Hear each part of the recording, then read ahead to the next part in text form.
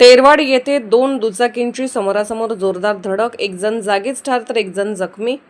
तेरवाड कुरुंदवाड मार्गावर गुरुवारी सकाळी 11:30च्या सुमारास तेरवाड येथील वजन काट्यासमोर दोन दुचाकींची समोरासमोर जोरदार धडक होऊन आकाश रमेश गोसावी वय 25 राहणार तेरवाड याचा जागीच मृत्यू झाला, तर सुनील सीताराम गोसावी वय 35 राहणार तेरवाड हा गंभीर जखमी झाला आहे.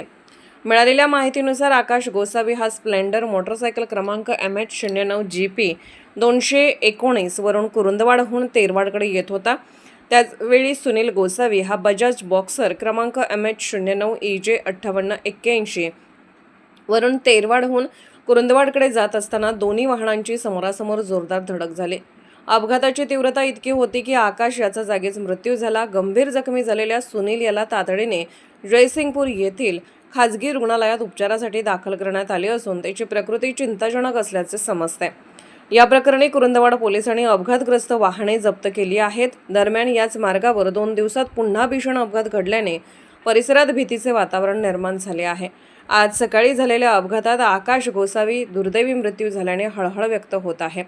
अपघातानंतर आकाश याचा मृतदेह सांगली येथील शासकीय रुग्णालयात शवविच्छेदन करून नातेवाईकांच्या ताब्यात देण्यात आला.